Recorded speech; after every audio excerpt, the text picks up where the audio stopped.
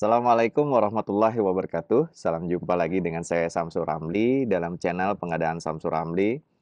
Hari ini kebetulan saya mendapatkan kesempatan yang istimewa bisa berwisata, traveling ke sebuah destinasi wisata di daerah perbatasan antara Jogja dengan apa ini, Kulon Progo ya? Eee, Tepatnya sih di pegunungan atau Bukit Menoreh ya. Saya ingatnya Manoreh karena, sering mendengar kata gunung ini di serial-serial, serial sandiwara radio dulu zaman saya gitu ya, ketahuan umurnya. Nah, kebetulan juga pada saat ini, baru saja berakhir diskusi publik terkait yang pertama seingat saya terkait dengan Undang-Undang Pengadaan Barang Jasa. Ada berbagai macam bahasan tadi ya, banyak sekali masukan, misalkan tadi ada masukan tentang yang paling banyak dibahas adalah isu hukum yang melingkupi pengadaan barang jasa. Karena isu hukum ini sudah sangat banyak dibahas dan sangat banyak dimasukkan, saya mencoba mengambil perspektif yang berbeda gitu ya.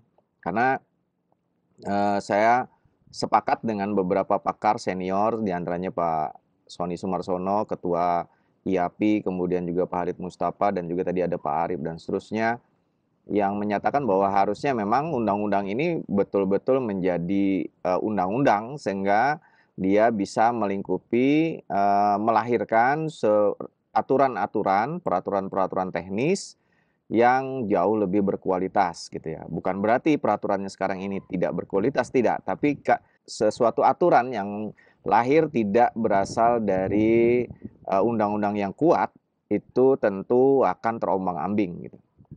Ada berbagai kepentingan oleh undang-undang lain yang akhirnya melingkupi pengadaan barang jasa kita. Kita sudah banyaklah mengetahui gitu ya, salah satu aspek yang ingin saya diskusikan adalah yang tadi juga saya sampaikan, kita harus identifikasi dulu kebutuhannya apa gitu. Nah, kebutuhannya ditujukan untuk apa? Misalkan ditujukan untuk menurunkan risiko hukum pengadaan barang jasa. Jangan-jangan nanti justru dengan adanya undang-undang ini, justru risiko hukum akan semakin besar. Itu juga hal yang perlu kita diskusikan gitu ya.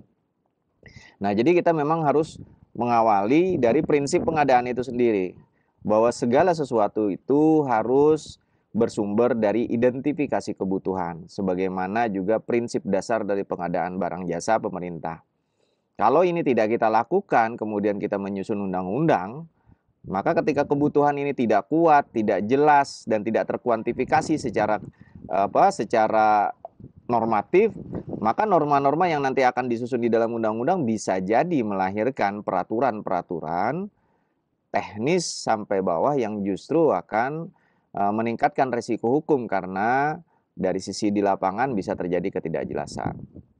Nah, jadi ketika ditanyakan, tadi juga sudah saya sampaikan dalam uji publik dan ini akan saya sampaikan lagi di vlog saya sebagai sebuah dokumentasi, apakah undang-undang pengadaan ini dibutuhkan? Menurut saya sangat dibutuhkan. Karena kalau kita dari sisi manajemen sederhana saja, bahwa manajemen itu terdiri dari planning, organizing, actuating, controlling. Maka dari sisi planning kita sudah punya Undang-Undang 25 tahun 2004 dan turunannya. Dan merupakan bagian dari Undang-Undang Keuangan Negara, Undang-Undang 17 tahun 2003. Kemudian dari sisi organizing kita sudah punya Undang-Undang ASN, Undang-Undang Pemerintah Daerah, Undang-Undang Kelembagaan dan seterusnya. Jadi dari sisi itu sudah ada. Nah, kemudian dari sisi controlling gimana? Dari sisi controlling kita udah punya undang-undang yang terkait dengan pengawasan, pengendalian, pemeriksaan, bahkan terkait dengan penindakan hukum. Kita udah punya semua. Nah, yang tidak kita punyai, khususnya yang melingkupi pengadaan adalah tentang pelaksanaan pengadaan itu sendiri. Baik itu tentang norma hukum, normatifnya kita terkait dengan tujuan kita melaksanakan pengadaan untuk kepentingan di dunia pelaku usaha misalkan. Ini hanya dilingkupi dengan undang-undang KPPU gitu ya, undang-undang perindustrian, ya.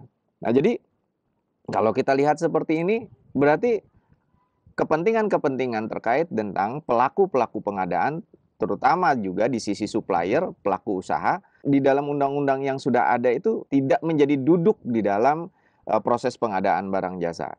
Nah, ini salah satu yang menurut saya bahwa kita tidak punya undang-undang terkait pelaksanaan, actuating terkait dengan pengadaan ini secara normatif melingkupi, melindungi kepentingan-kepentingan dari stakeholder, khususnya stakeholder pelaku usaha di satu sisi.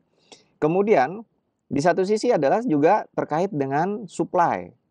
Bagaimana manajemen supply kita, manajemen belanja kita. Kita hanya berhenti sampai pada budgeting, belanja.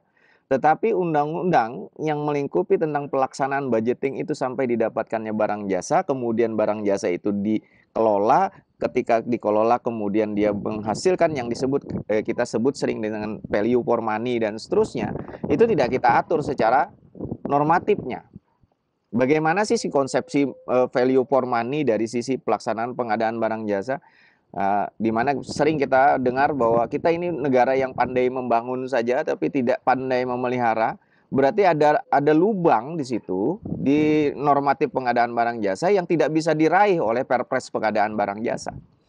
Jadi ketika kita menyusun undang-undang, ini setingkat undang-undang harusnya aspek itu kita utamakan gitu ya, kita perhatikan. Ini salah satu juga yang kemudian secara eksternalnya adalah pengadaan barang jasa itu bolong dari sisi peraturan perundang-undangannya atau dari sisi normatif hukum undang-undangnya. Kemudian yang kedua secara internal, identifikasi kebutuhannya adalah tentang undang-undang seperti apa yang kita butuhkan untuk membuat pengadaan barang jasa ini, kalau saya sudah tidak lagi bermindset melindungi lagi, tetapi mendudukkan pengadaan barang jasa ini pada posisi yang kuat, posisi yang setara dengan kepentingan-kepentingan negara yang lain. Walaupun keseimbangan itu adalah proses yang sangat sulit, tetapi kita harus juga melihat bahwa sekarang kondisinya sangat tidak berimbang karena risiko-risiko pengadaan ini sudah diseret jauh ke beberapa regulasi-regulasi lain. Terseret jauh ke regulasi-regulasi korupsi, terseret jauh ke regulasi pidana, bahkan terseret-seret jauh di undang-undang keperdataan dan seterusnya. Dan ini memang sebuah konsekuensi. Jadi perlu ada normatif undang-undang yang mempertegas posisi pengadaan itu di mana di antara undang-undang ini. Secara internal kemudian, pertanyaan yang kedua tadi saya sampaikan, kita perlu undang-undang pengadaan, undang-undang pengadaan barang dan jasa, atau undang-undang pengadaan barang atau jasa. Dari ketiga aspek ini ada hal yang berbeda. Ketika kita menyatakan bahwa ini undang-undang pengadaan barang atau jasa, berarti perspektifnya kita hanya berbicara tentang supply. Sementara perspektif dari sisi pembinaan pelaku usaha, itu kita serahkan kepada undang-undang yang lain. Nah sekarang pertanyaannya, cukupkah itu? Kita sudah sangat tahu sekarang pasal mana yang bisa kemudian mengakomodir kepentingan pelaku usaha ketika pelaku usaha ini telah berkinerja baik melaksanakan pekerjaan. Penghargaan seperti apa yang bisa diberikan kepada mereka, pembinaan seperti apa yang bisa dilakukan kepada mereka. Nah, bagaimana pelaku usaha di bidang jasa konstruksi misalkan, ini terlindungi oleh sebuah undang-undang pengadaan. Tidak dilindungi oleh undang-undang hanya undang-undang terkait dengan pekerjaan konstruksi, undang-undang jasa konstruksi. Yang di mana jasa konstruksi itu bagian dari barang atau jasa atau barang dan jasa. Dan konstruksi adalah supply juga. Maka ketika supply mencoba mengatur supplier, ini akan berhadapan dengan hukum pasar. Nah, harus ada kekuatan yang cukup untuk bisa memberikan kepastian hukum terhadap pelaku usaha yang telah berkinerja baik misalkan. Nah, ini juga aset. Jadi pelaku usaha itu juga aset. Ini harus termaktub di dalam undang-undang pengadaan. Makanya saya mengusulkan sebenarnya adalah undang-undang pengadaan yang akan melingkupi kedua sisi, dari sisi supply dan dari sisi supplier. Ini jauh lebih luas menurut saya, sehingga ketika dibentuk misalkan tetap ada Perpres pengadaan barang atau jasa, dia akan mengacu kepada undang-undang pengadaan. Ketika ada KPBU misalkan, dia mengacu kepada undang-undang pengadaan. Tidak hanya lagi nanti terikat kepada PP 27 tentang barang milik daerah atau barang milik negara. Pengadaan barang jasa kita juga mau tidak mau juga berhadapan dengan isu-isu global terkait perdagangan internasional.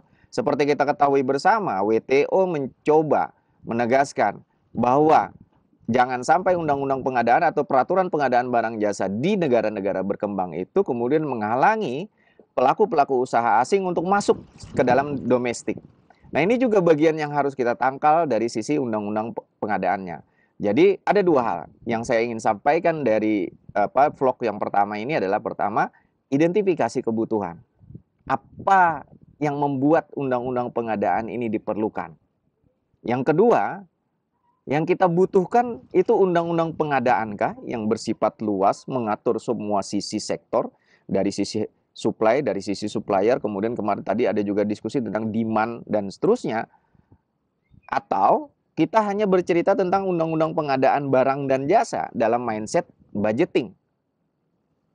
Sehingga bisa jadi merupakan keluarga besar dari Undang-Undang Keuangan Negara, Undang-Undang 17, karena keluarganya sudah banyak sekali. Ada Undang-Undang 1 tahun 2004, ada Undang-Undang 25 tahun 2004 gitu ya. Berarti kita pengen Undang-Undang Pengadaan Barang dan Jasa dalam mindset belanja. Atau undang-undang ini hanya untuk mengatur pengadaan barang atau jasa saja, yang akhirnya menyeret kita kepada diskusi-diskusi taktis bahwa katalog harus diupayakan, kayak purchasing harus diupayakan, tender yang harus kita bicarakan dalam undang-undang. Nah, menurut saya ini pilihan kita bersama.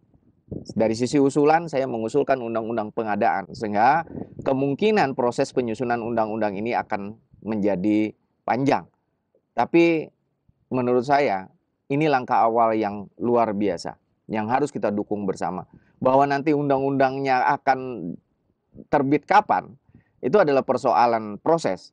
Tetapi yang penting adalah komitmen kita untuk menyusun sebuah undang-undang pengadaan yang ketika jadi, tidak lagi ada potensi diubah dalam paling minimal dalam 1 dekade.